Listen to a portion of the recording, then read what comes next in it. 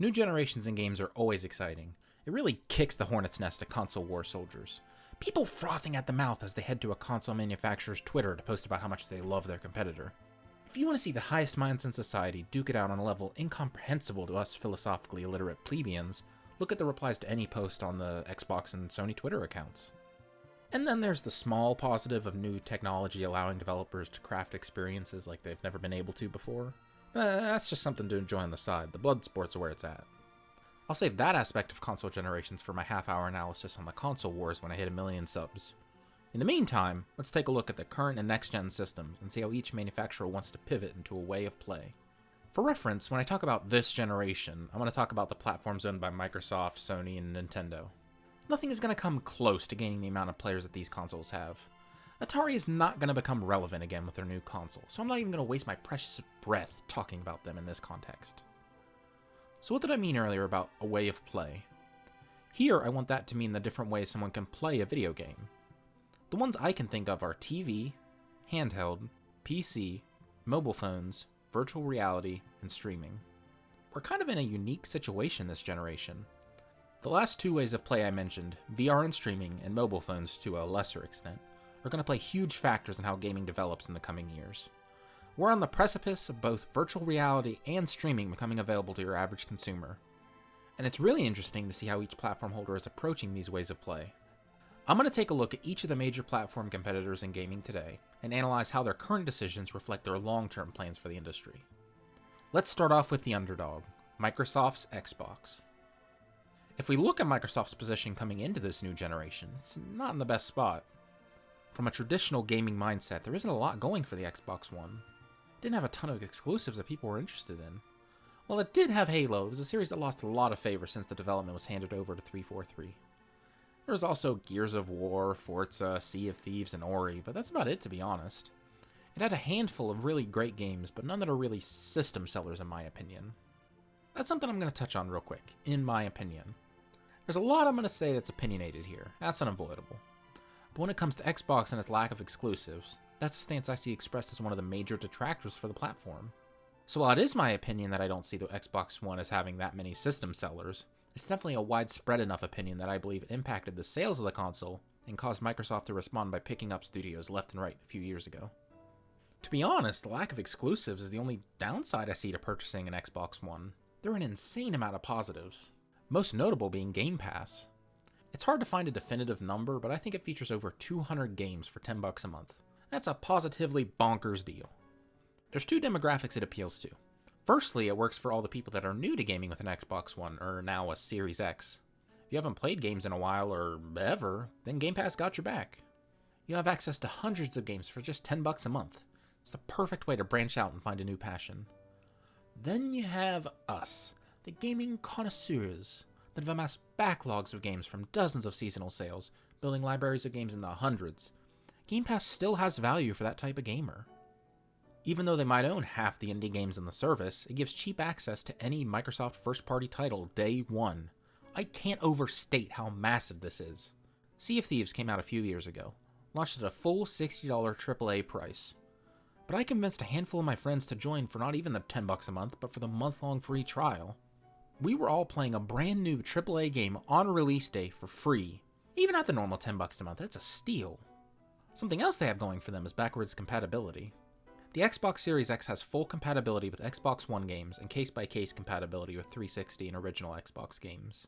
As I understand it, which is probably not at all, they aren't running 360 and original Xbox games through hardware like the Sony PlayStation 3 did with the PS2. It's done in software. So every game they want to have backwards compatible, they have to go to the original publishers and do some new deals. It seems like it was their best choice if they wanted to do backwards compatibility at all, so I'll take it. Having access to not only the games released for the current console, but previous consoles is massive. On to the most important part of Microsoft's plan for their foray into gaming.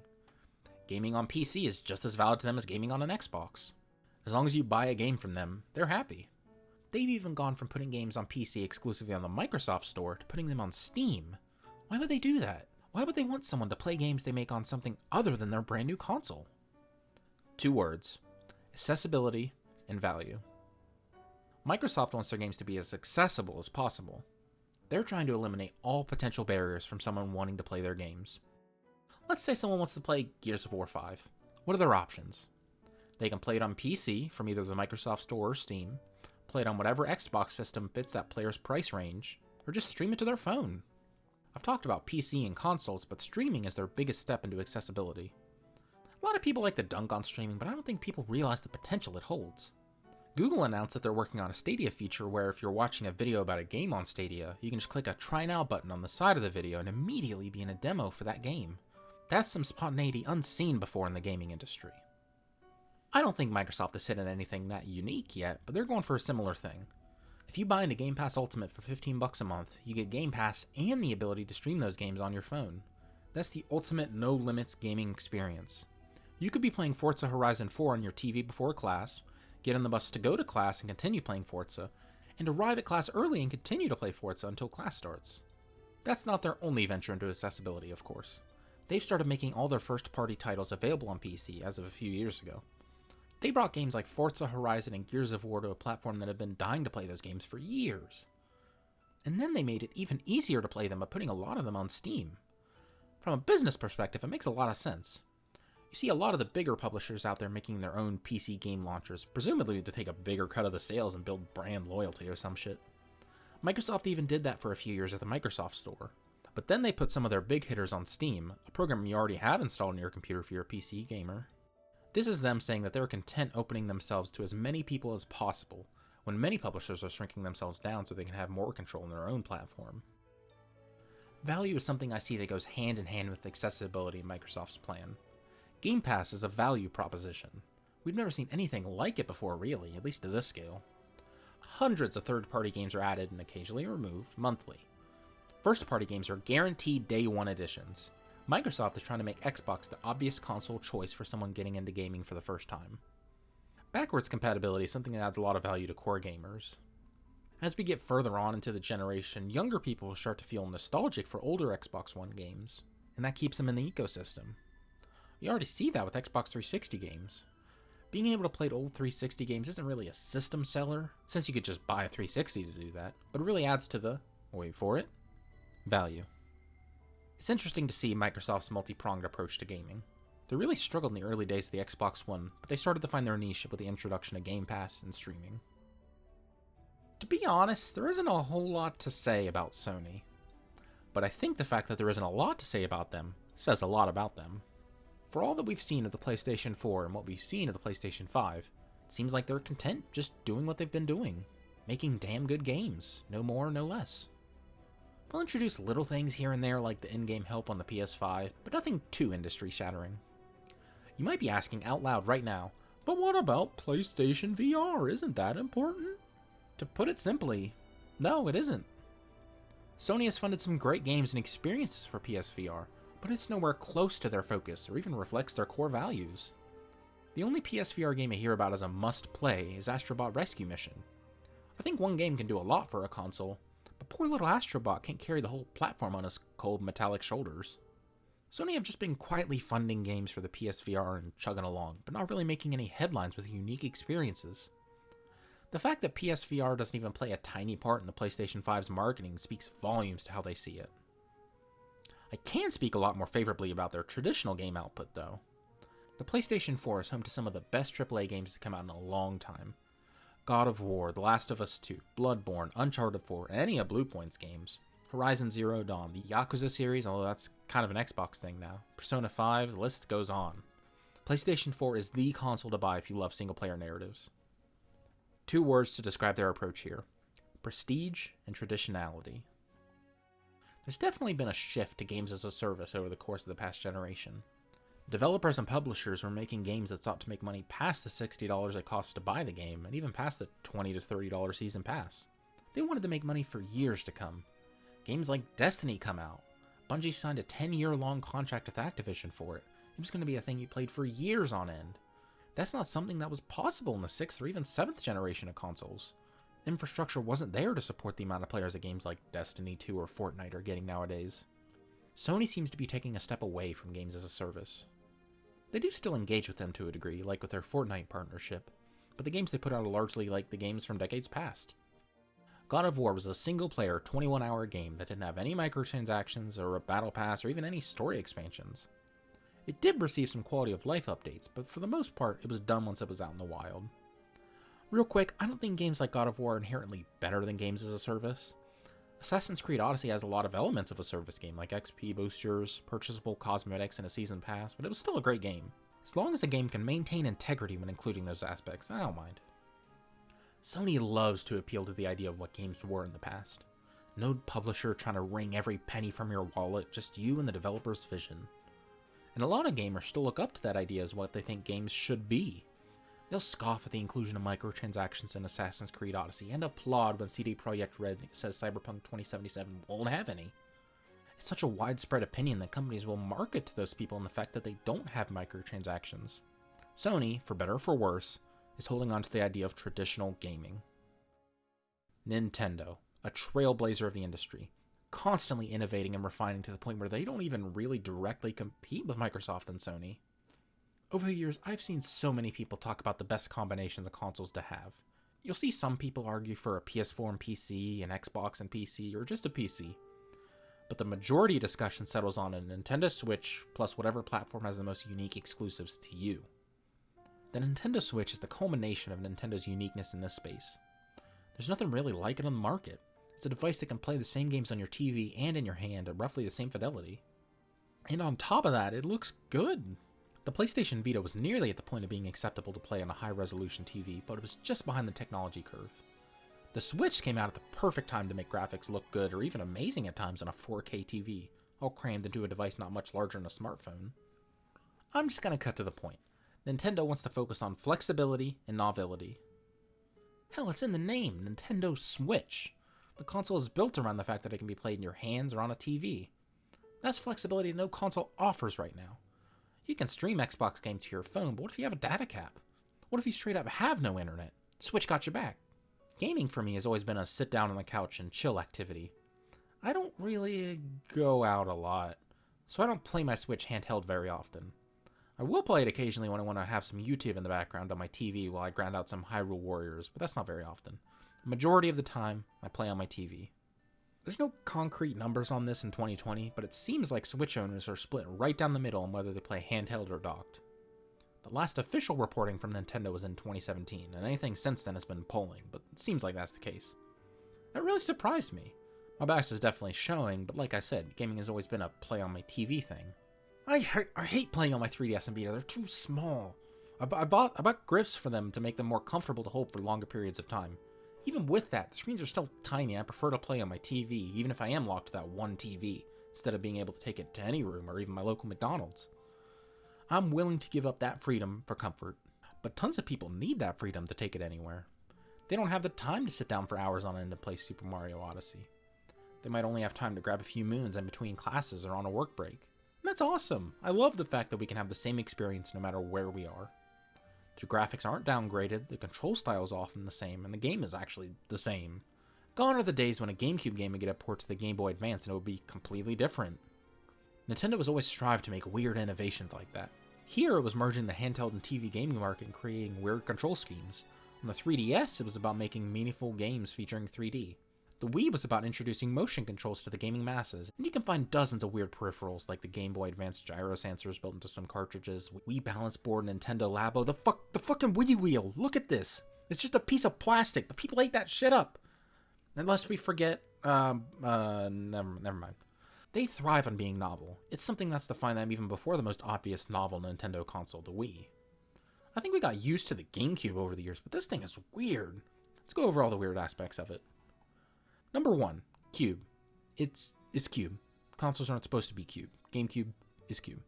Number 2, it has a goddamn handle. What the hell's that all about? Who's going to be lugging GameCubes around to play games somewhere out there? And Number 3, the small discs.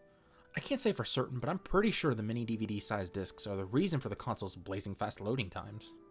I played Super Monkey Ball 2 on the GameCube so much when I was younger, and when I played Super Monkey Ball Deluxe on a PS2, I was positively flabbergasted at how slow the loading was. I've noticed it in other games, so it's not just an isolated problem, I can promise you that. Number 4, it's purple. Consoles are normally white, gray, or black, and sometimes you'd be able to buy weird color variations. But Nintendo really came out swinging, making the default system color purple. People had all different colors of GameCubes, but everyone remembers the iconic indigo cube.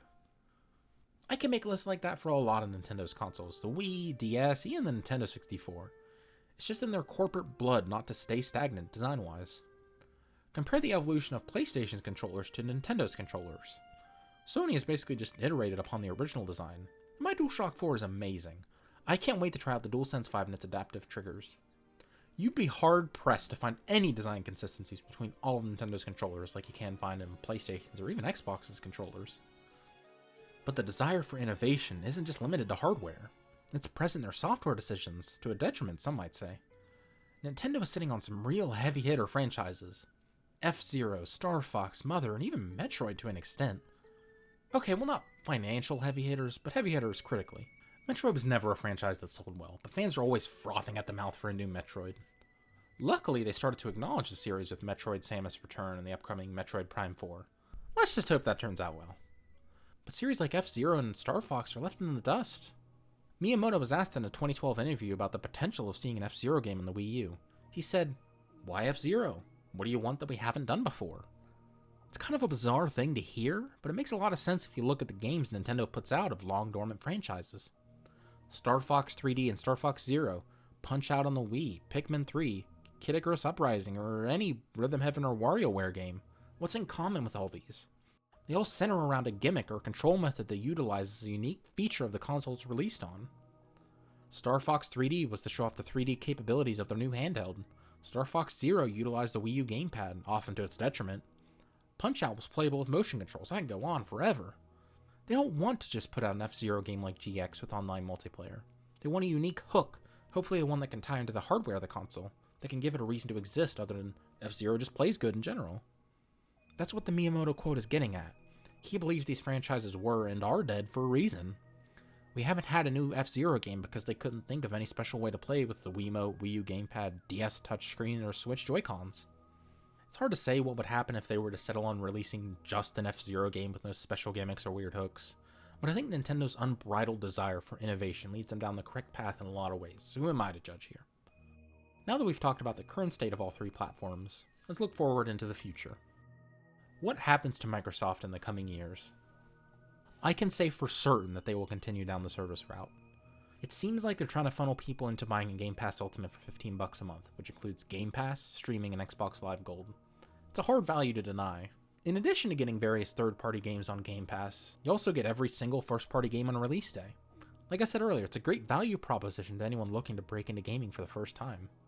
Microsoft doesn't really care about getting people to buy an Xbox. They just want people to buy into the Xbox brand.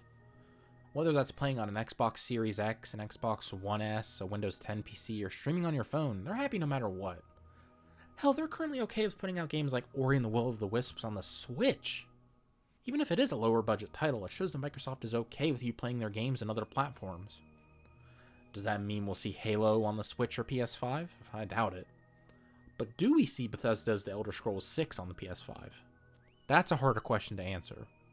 Halo has always been a first-party IP, but Elder Scrolls was a third-party IP up until Microsoft picked up Bethesda a little while ago.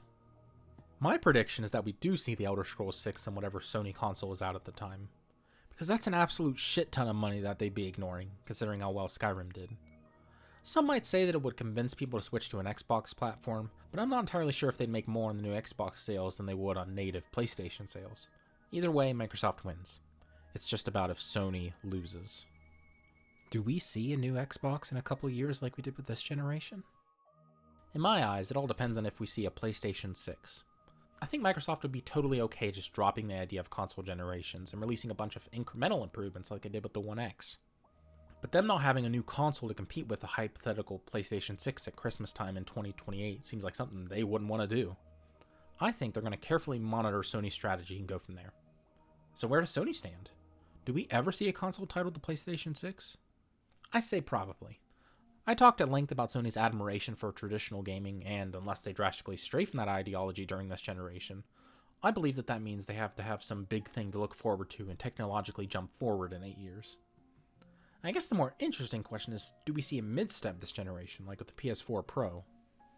Now that the precedent has been set, I wouldn't be surprised if we saw one, but I'm leaning towards that we won't see a PS5 Pro. The thing that set the PS4 Pro apart from the PS4 was the focus on 4K. The next resolution jump is at 8K, and I don't think 8K TVs are going to be popular enough in 4 to 5 years for Sony to feel like they have to make a power jump to the PS5 Pro.